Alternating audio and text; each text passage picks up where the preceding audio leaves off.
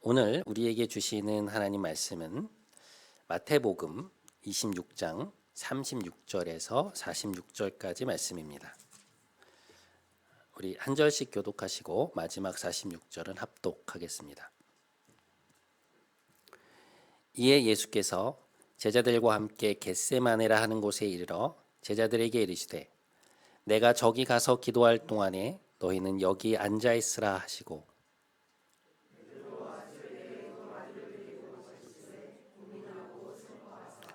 이에 말씀하시되 내 마음이 매우 고민하여 죽게 되었으니 너희는 여기 머물러 나와 함께 깨어 있으라 하시고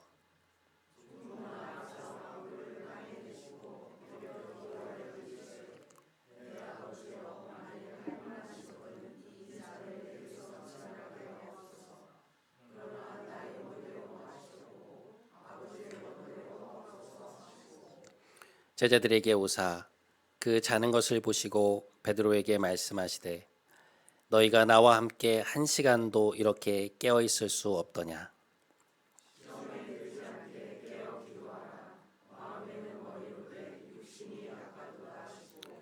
다시 두 번째 나아가 기도하여 이르시되 내 아버지여 만일 내가 마시지 않고는 이 잔이 내게서 지나갈 수 없거든 아버지의 원대로 되기를 원하나이다 하시고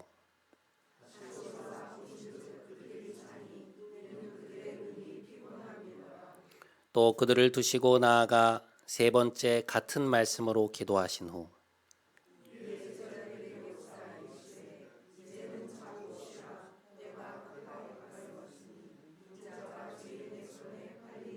함께 일어나라 함께 가자 보라 나를 파는 자가 가까이 왔느니라.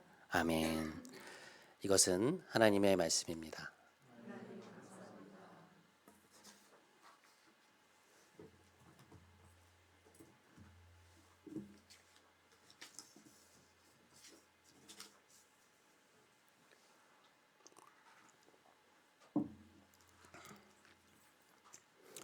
지난 시간 우리는 우상 숭배에 관한 이야기를 함께 나누었습니다. 이스라엘 백성이 금송아지를 만들어 놓고 그 앞에 제사를 벌이고 축제를 벌인 일은 우리에게 큰 충격을 안겨 주었죠. 그들의 행위는 하나님을 예배하기 위한 것이 아니라 스스로의 욕망을 만족시키기 위한 것이었습니다. 그런 의미에서 우상이라는 것은 우리의 욕망과 깊이 연관을 맺고 있음을 함께 살펴보았는데요. 그것에 대해 주님은 내 자신을 부인하고 너의 십자가를 지고 나를 따르라는 명령을 주십니다. 그 명령을 함께 들으면서 지난 주간 설교를 마무리를 했는데요. 그 말씀을 하신 이후에 주님은 실제로 자신의 십자가를 지시기 위해 예루살렘으로 올라가십니다. 오늘이 바로 예수님께서 예루살렘에 입성을 하신 종려주일 그리고 또 순환주일인데요. 오늘 예루살렘에 입성하신 주님은 이번 주 금요일에 십자가에 달려서 돌아가시게 되죠. 우리에게 말씀하신 바를 자신의 삶과 행동으로 보여주신 것입니다. 저는 오늘 예수님의 십자가가 왜 주님에게 자기 자신을 부인하는 일이었는가? 그리고 주님이 십자가를 지셨다는 의미는 도대체 무엇인가? 그렇다면 우리 자신은 주님의 뒤를 따라가는 자들로서 어떻게 우리 자신을 부인하고 우리의 십자가를 질 수 있을까? 이러한 질문들을 여러분과 함께 좀 생각을 해보려고 합니다. 먼저 십자가가 왜 예수님께 자기 부인의 길이었을까라는 것을 좀 잠시 생각을 해보려고 하는데요. 복음서의 말씀들은 하나같이 예수님께서 잡혀가시기 전날 밤에 그 겟세마네 동산에서 꽤 오랜 시간 기도하셨다는 것을 우리에게 알려주고 있습니다. 그 증언들은 주님께서 십자가를 앞두고 마음이 많이 눌려 계셨다고 말해주고 있는데요. 예를 들어 오늘 본문 마태복음 26장 37절과 38절 말씀을 보면 이렇게 되어 있습니다. 베드로와 세베대의 두 아들을 데리고 가실새 고민하고 슬퍼하사 이에 말씀하시되 내 마음이 매우 고민하여 죽게 되었으니 너희는 여기 머물러 나와 함께 깨어 있으라 하시고 제자들과 그 밤에 마지막 식사를 마치시고 겟세마네 동산으로 올라가시는 예수님은 그 마음에 아주 깊은 눌림과 커다란 압박감을 느끼고 계셨던 것으로 보입니다. 그러니까 내가 마음이 정말 어렵다. 죽을 것 같다. 그런 얘기를 제자들에게 하신 것인데요. 여러분, 이 말씀이 선뜻 받아들여지시나요? 그러니까 이런 류의 말씀을 한 번도 하신 적이 없는데 이제 십자가를 앞두고 그렇게 하신 것입니다. 그 말씀을 하시고 이제 겟세마네 동산으로 가셔서 기도를 하시는데요. 기도의 내용이 이러합니다. 먼저 누가복음 22장 42절 말씀. 아버지여, 만일 아버지의 뜻이거든 이 잔을 내게서 옮기시옵소서.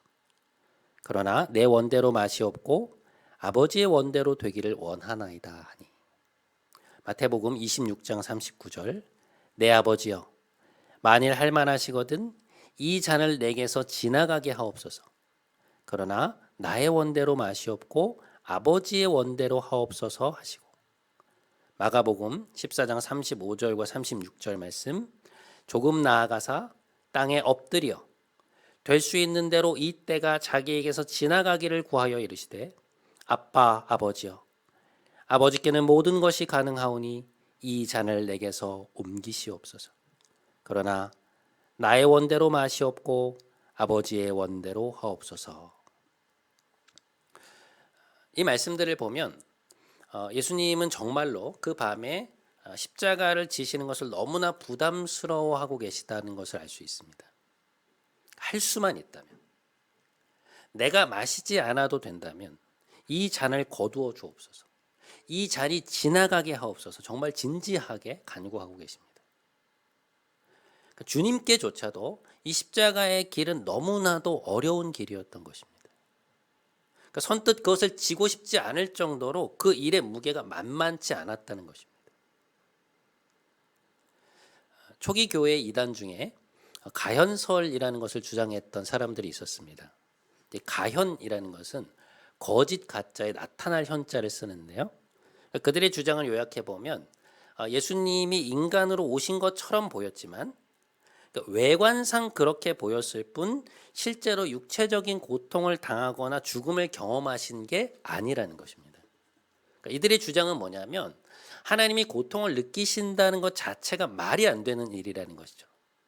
성자 하나님이 인간의 육체를 입으신 것처럼 보이지만 그러나 그것은 겉으로 드러난 현상일 뿐 실제로 예수님은 육체의 고단함이나 고통, 심지어 죽음도 겪으신 것이 아니라고 주장했습니다. 그러니까 실제 인간으로 오신 게 아니라는 거예요. 그런데 그들의 주장이 잘못되었음을 명확히 보여주는 본문이 어디냐? 바로 오늘 겟세마네 동산의 기도라는 것이죠. 십자가를 앞두신 예수님은 그것을 앞두고 엄청난 눌림과 극도의 압박감을 느끼고 계시는 것을 우리는 볼 수 있습니다. 이게 참 어떤 의미에서는 이해하기가 어려운 지점인데요. 예수님에게조차 십자가라는 것이 그토록 힘든 일이었을까? 당연히 힘드신 것은 맞지만 이렇게까지 마음이 심각하게 짓눌릴 일인가? 그런 생각이 들기도 하는데요. 하나하나 차분히 좀 생각을 해보면 주님께서 십자가를 지고 싶지 않으셨던 이유들을 좀 짐작해 볼 수 있습니다. 일단 첫 번째, 십자가형 자체가 굉장히 고통스럽습니다. 이 십자가형이라는 것은 단순히 십자가에 못 박히는 것만을 말하는 게 아니에요. 십자가형은 십자가에 못 박히기 전에 당해야 하는 채찍질부터 시작이 됩니다. 그러니까 그 형을 언도받은 사람은 양손이 기둥에 묶인 채로 이제 먼저 채찍질을 당하는데요. 당시에 사용하던 채찍은 이 끝부분이 한 10가닥 정도로 갈래가 나뉘는데 그 끝에 납작한 쇠가 붙어 있었습니다. 그래서 이 채찍에 맞는 순간 그 조각들이 몸에 박히는 것입니다. 상상도 할 수 없는 고통이죠. 근데 그렇게 때리고 나서 채찍을 떼어내면 어떻게 되겠습니까? 그 부분에 살점이 떨어지면서 상처가 나는 거예요. 그런데 거기를 또 맞는 것입니다. 그러니까 그것이 수십 번 반복이 되면 온 몸이 피투성이가 되고요. 뼈가 드러나는 경우들도 있었다 그래요. 굉장한 고통입니다. 굉장한 고문이에요. 그러니까 우리가 예전에 독립운동을 하셨던 분들의 이야기를 들어보면 일본군이 이렇게 뾰족한 가시로 손톱이나 발톱의 안쪽으로 이렇게 찔러 넣는 막 그런 갖가지 고문을 행했다고 하잖아요. 너무 끔찍하지 않습니까? 고문이라는 것이 어느 시대 어떤 상황에서건 그걸 당한다는 생각만으로도 막 몸서리가 쳐지는 것인데, 예수님이 받으신 십자가형은 그 시작이 고문인 거예요. 예수님은 로마 군인들에게 넘겨져서 고문을 받으신 것입니다. 그렇게 수십 번의 매질을 당하고 나서 자신이 못 박힐 그 가로 십자가를 등에 짊어지고 사형 장소까지 올라가는 거예요. 몸을 거의 가누기가 힘드신 상황이었기 때문에 구레네 사람 시몬이 대신 십자가를 지고 갔다는 상황이 바로 그 상황입니다. 그렇게 사형 장소로 올라가셔서 이제 십자가에 못 박히는 것인데요. 이 양손과 포개어진 발에 박는 3개의 못으로 몸을 지탱해야 되니까요. 이게 얼마나 큰 못이었겠습니까? 그 못이 가장 예민한 신경들이 다발로 지나가는 자리를 관통하는 것입니다. 그렇게 끌어올려져서 짧게는 하루, 길게는 3일 가까이 극도의 목마름과 고통 속에서 서서히 말라 죽어가는 형벌이 바로 십자가형이었습니다.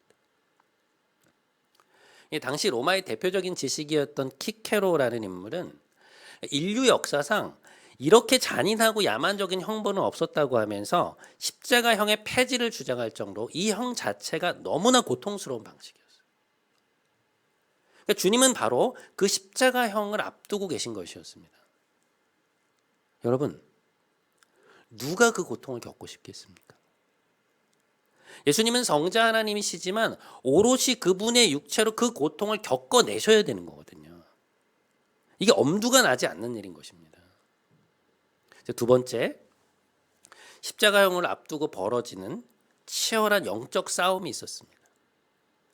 누가복음 22장에 보면 6월절 전날 새벽에 가룟 유다와 함께 예수님을 잡으러 온 군인들을 향해 주님이 하시는 말씀이 있습니다. 누가복음 22장 53절 말씀.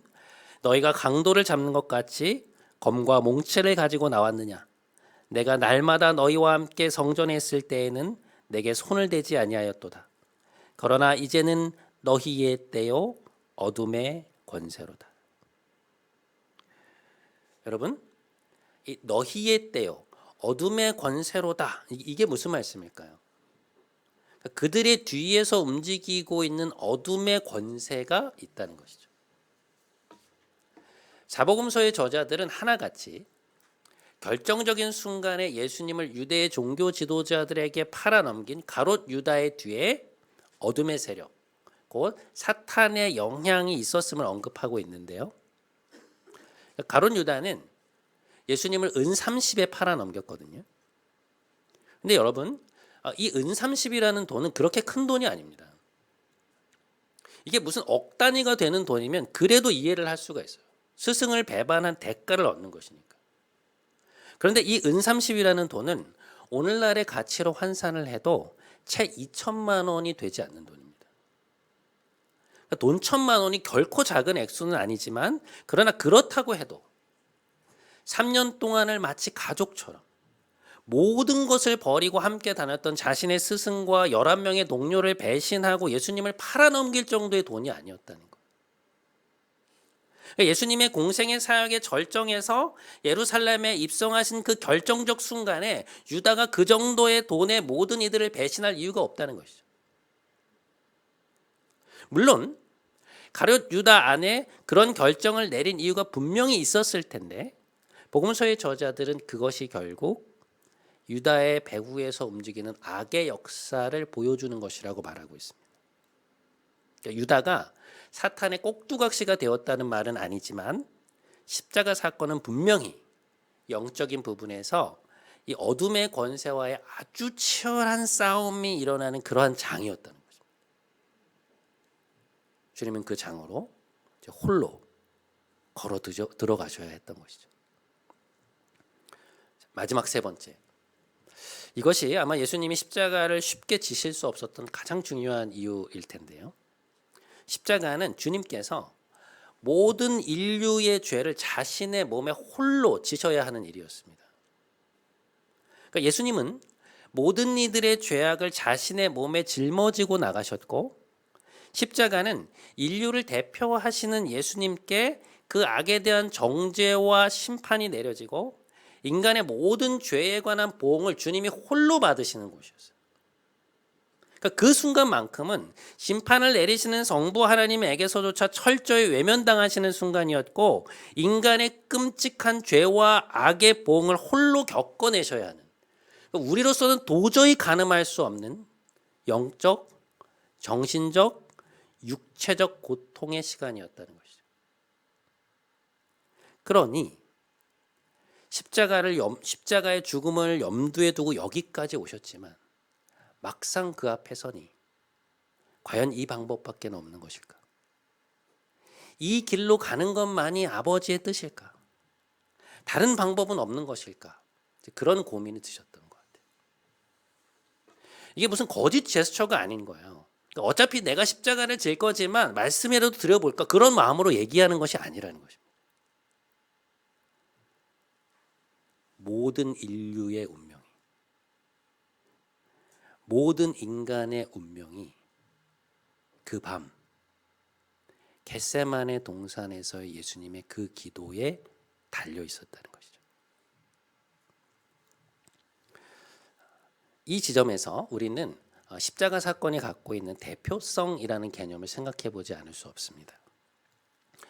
십자가 사건의 이해에서 핵심이 되는 것은 예수님의 대표성입니다. 예수님은 모든 인류를 대표하시는 한 인간으로서 우리의 죄와 악에 대한 정죄를 대신 받으신 거예요. 저는 남자 고등학교를 나왔는데요. 제가 학교를 다니던 당시에는 아직 체벌이 남아있던 시절이었습니다. 체벌이 결코 좋은 것이라고는 생각지 않지만 지금 생각을 해보면 아주 가끔 이 대표성의 개념을 이해하게 만들어주는 사건들이 일어나곤 했습니다. 기억을 더듬어 보면 선생님이 교무실에서부터 이렇게 올라오셔서 교실 문을 열고 탁자 교탁에 이제 서시는 순간까지 저희들이 거의 대부분 떠들고 있었던 것 같아요. 문을 열고 반에 들어오셔서 교탁에 서셨음에도 불구하고 이제 알아서 조용해지는 경우가 많지 않았던 것이죠. 선생님이 그렇게 한 1분여를 서 계시는데도 학생들이 아랑곳하지 않고 떠들고 있으면 가끔 어떤 선생님이 반장 나와라고 말씀하시는 경우들이 있었습니다. 그러니까 떠들고 있는 사람 중에 누구 한 명을 지목하는 것이 아니라 아예 반장을 불러내는 거예요. 이게 너희 반 모두의 책임이라는 것이죠. 그렇게 죄 없는 반장이 불려 나와서 손바닥을 맞든 혹은 엉덩이를 맞든 이제 반장이 맞는 소리가 교실에 울려 퍼지면 이제 그제서야 학생들의 분위기가 잡히는 것이었습니다. 그러니까 이런 일들은 대표성이라는 것이 무엇인지를 보여준 하나의 예라고 할 수 있습니다. 그러니까 반장은 안 떠들었거든요. 그러나 반장은 그 반의 일원임과 동시에 그 반 학생들을 대표하는 존재이기 때문에 반장이 대표로 맡는다는 것은 무엇인가요? 그 반의 모든 학생들이 그를 통해 맡는 것이고 그것을 통해 또한 용서를 받게 된다는 것이죠.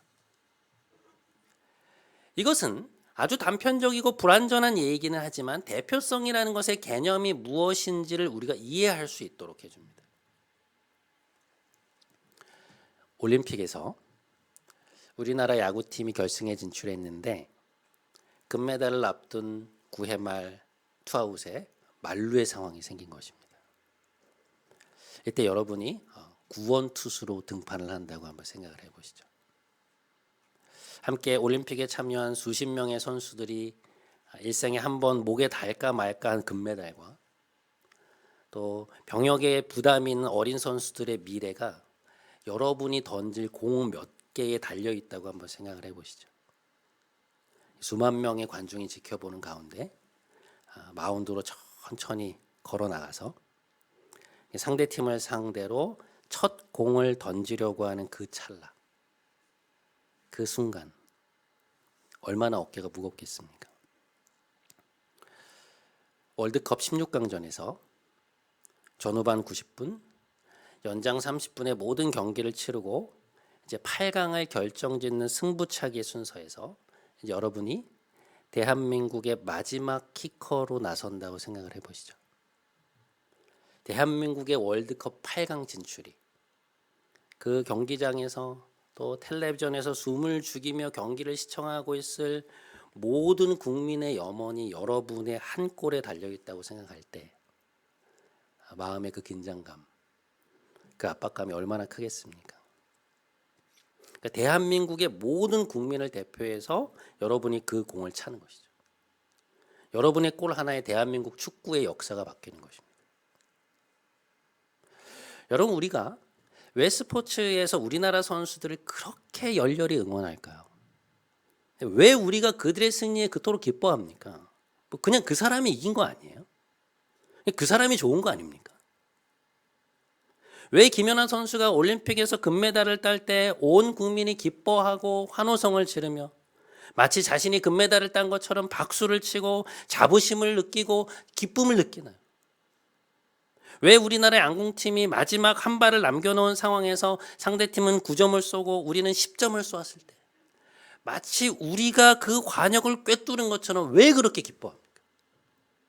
왜 우리가 그들의 경기에 그토록 긴장을 하고 왜 그토록 흥분을 하나요? 그들이 우리를 대표하는 이들이기 때문에 그렇죠. 그들은 태극마크를 달고 모든 국민을 대표하여 그 자리에 있는 것이기에 그들의 승리는 곧 우리의 승리요 그들의 패배는 곧 우리의 패배인 것이죠. 그 합일 안에서 그들이 우리를 대표하고 있다는 그 합일 안에서 우리는 승리를 맛보고 기쁨을 경험하며 때로는 좌절을 경험하는 것입니다. 바로 그것이 대표성이라는 개념이 갖는 의미예요. 예수님은 왜 이 땅에 인간으로 오셔야만 했을까? 성자 하나님이신 예수님이 왜 성육신을 하셔야만 했을까? 그것은 모든 인류를 대표하는 분으로서의 사역을 감당하기 위함이었습니다. 여러분, 왜 우리가 예수님의 십자가를 통해서 구원을 얻게 되나요? 왜 예수님의 죽음이 우리의 죽음이며 그리스도께서 끝까지 순종하여 얻으신 의가 어떻게 우리의 의가 될 수 있습니까? 왜 예수님의 부활이 우리의 부활이 되며 악에 대한 예수님의 승리가 우리의 승리가 될 수 있는가? 그 비밀은 주님께서 우리의 대표자로서 그 일을 행하셨기 때문이에요. 우리와 똑같은 인간으로서, 우리의 일원으로서 주님은 우리를 대표하여 인간이 저지른 모든 죄와 끔찍한 악의 대가를, 그 정죄를, 그 심판을 십자가 위에서 대신 받으신 것입니다. 예수 그리스도 안에서 인류에 대한 판결이 이루어진 거예요. 주님은 우리 모두를 대표하는 분이기에 우리 자신이 그분의 죽음 안에서 함께 죽은 것이고 그분이 받은 심판과 정죄 안에서 함께 정죄받고 심판을 받은 것입니다. 그것을 통해 성부 하나님께 용서를 받고 화해를 이룰 수 있는 가능성을 얻게 됩니다. 예수 그리스도의 순종 때문에. 그러니 여러분, 이 사건이 얼마나 커다란 스케일의 사건입니까? 이 십자가 사건이 얼마나 큰 의미를 지닌 우주적 사건인가요? 그렇게 생각을 해보면 예수님이 선뜻 그 자리에 서실 수 없었던 것이 조금은 이해가 돼요. 예수님조차도 인간의 그 끔찍한 죄악에 대한 심판을 홀로 지시는 것이 결코 쉽지 않았던 것입니다. 그러니까 인간의 죄악이 그만큼 크다는 거예요.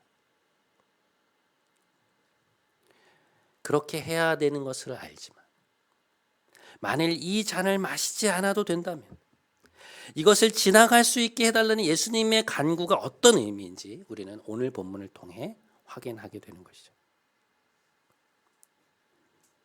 하지만 결국 예수님은 겟세마네의 기도 이후에 의연하고도 담대하게 우리를 위한 그 십자가를 자신의 몸에 지고 걸어가십니다. 그런 의미에서 우리는 오늘 본문 속에서 이 자기 부인과 관련된 몇 가지 원리를 도출해낼 수 있습니다. 첫 번째, 아무리 옳은 일이어도 우리가 하고 싶지 않은 일이 있다는 것입니다. 그러니까 해야 함을 알면서도 차마 하고 싶지 않은 일이 있다는 거예요. 제가 아는 한 목사님께서 어느 교회에 이제 담임으로 처음 부임을 하셨는데 나이가 좀 있으신 장로님 중 한 분이 이제 군인 출신이셨다 그래요. 꽤나 오래전의 일입니다. 근데 그냥 군인이 아니라 특수부대 장을 하셨던 분인데 이 장로님이 어느 날 목사님께 오시더니 지난 주 중에 뭘 하셨냐고 묻더라는 거예요. 그러니까 어느 집들을 신방을 하셨냐고, 무슨 요일 몇 시에 가셨냐고. 그러면서 목사님의 그 일주일 근무 일지를 시간대별로 써서 자기에게 가져오라고 하시더라는 것입니다. 황당한 일이죠. 장로님이 뭐 아무리 나이가 더 많으시다고 해도 사실 목회자가 뭐 근무 일지를 써서 보고를 드리는 관계는 아니잖아요. 근데 직위로만 따지면 오히려 담임 목사가 당회장이고 장로님이 당회원이시니 뭐 보고를 받았으면 받았지 보고를 하는 관계가 아닌데 뭐 그렇다고 거기에서 이제 어른하고 싸울 수는 없는 노릇 아닙니까?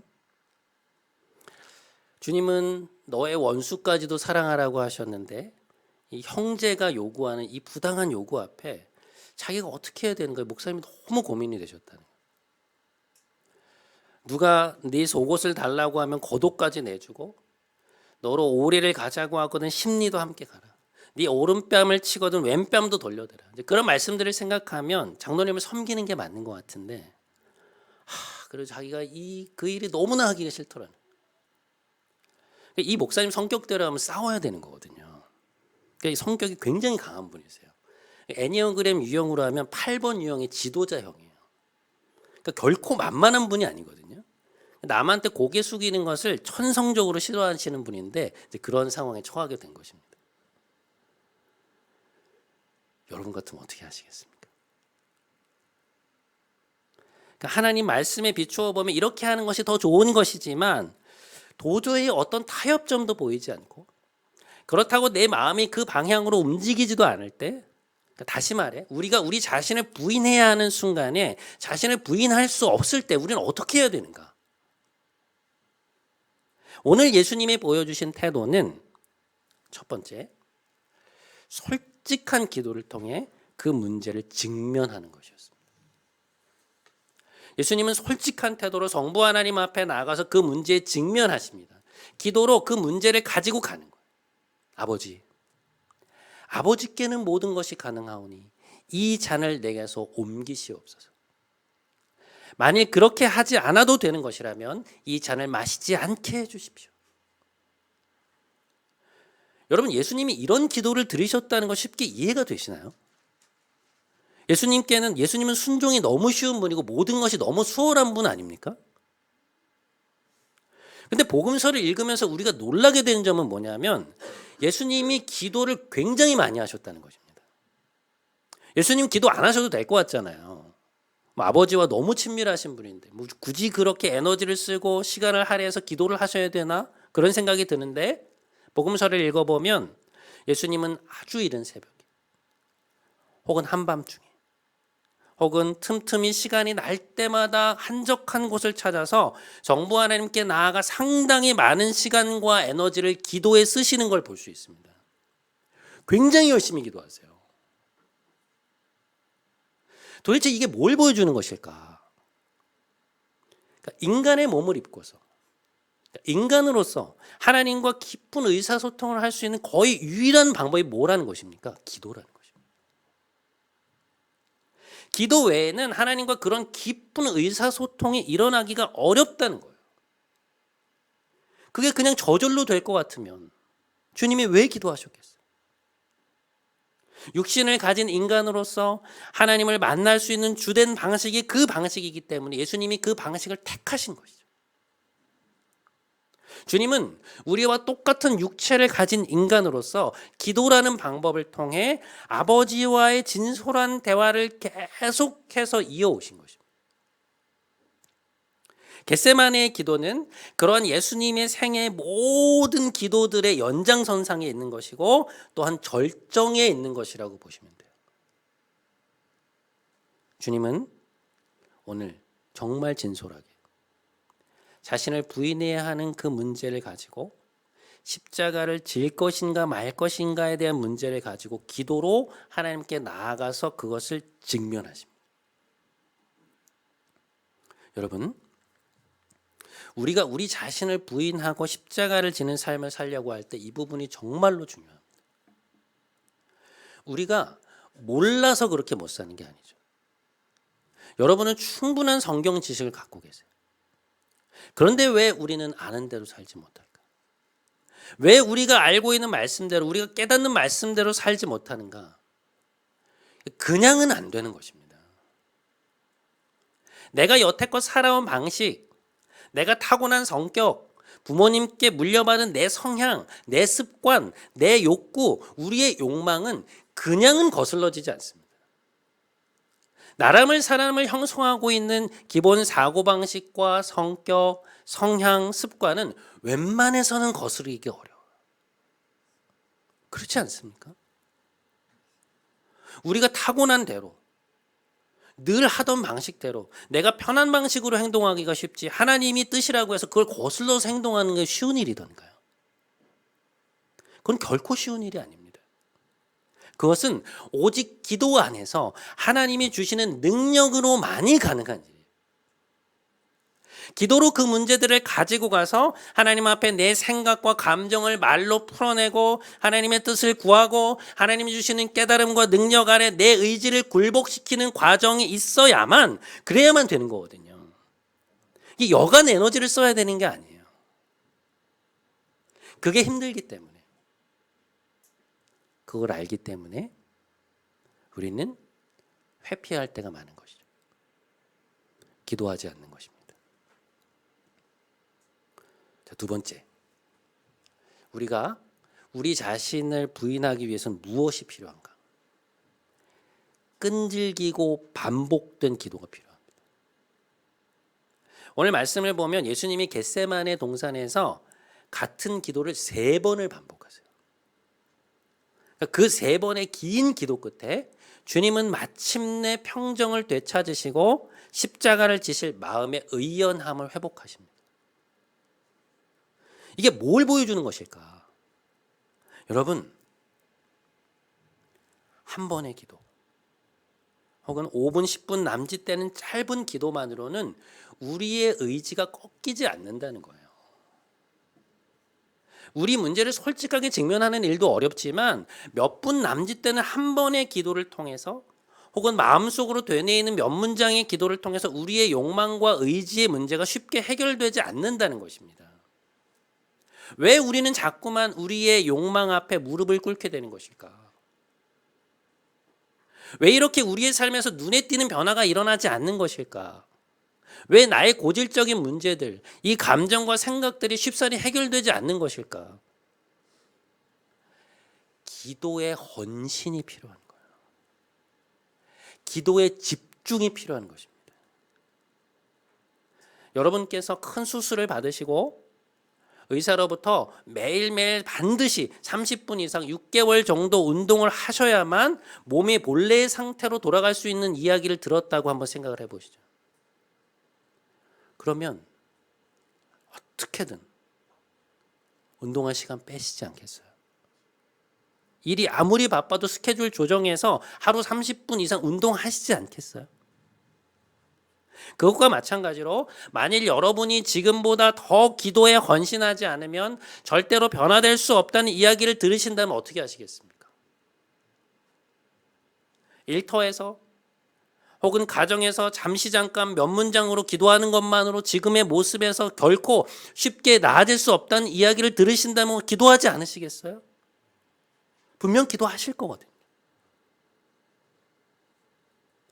오늘 예수님의 겟세마네 기도는 우리가 어떻게 우리 자신을 부인하고 예수님의 제자로서 그분의 뒤를 따라갈 수 있는가를 본으로 보여주신 것입니다.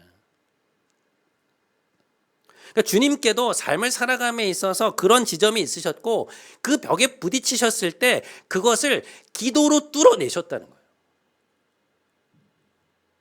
자신이 아는 바, 머리에 있는 생각이 가슴으로 내려올 때까지, 그것이 마음의 중심에서 기꺼이 하고자 하는 의지가 생길 때까지 마음에 그것으로 인한 참된 평안이 임할 때까지 반복하여 계속해서 기도하신 것입니다. 누가복음에 보면 예수께서 힘쓰고 애써 더욱 간절히 기도하시니 땀이 땅에 떨어지는 핏방울 같이 되었다라고 증언하고 있어요. 여러분, 예수님도 이러하셨는데 하물며 우리이겠습니까? 하물며. 오늘 본문은 예수님이 평소에 어떤 기도 생활을 해오셨는지를 여실히 보여주는 장면이에요. 주님은 그렇게 평생 기도 생활을 해오신 것입니다. 사랑하는 여러분, 오늘 우리는 순환주일을 보내고 있습니다. 우리가 어떻게 해야 예수님의 말씀대로 우리 자신을 부인할 수 있을까? 어떻게 해야 우리의 욕망을 거슬러서 힘있게 하나님의 뜻을 쫓아서 예수 그리스도의 제자로 살아갈 수 있을까? 기도에 헌신하는 일이 필요하다는 것입니다.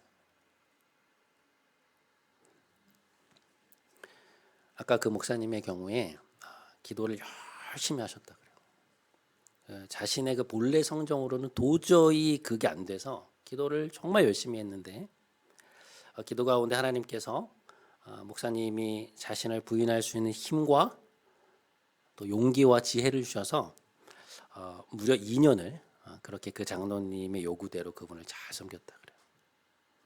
나중에는 그 장로님과 가장 신뢰하는 사이가 되었다고 합니다. 그 목사님 하시는 말씀이 이거예요.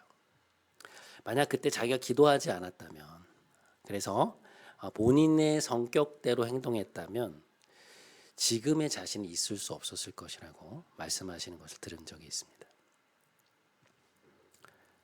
순환주일을 맞이하는 오늘 예수님의 모습을 본받아 솔직하고 진솔한 기도를 통하여 기도의 헌신을 통하여 하나님의 뜻 앞에 온전히 우리 자신을 굴복시키는 진정한 그리스도의 제자로 살아가시는 여러분 모두가 되시기를 주님의 이름으로 간절히 축원드립니다.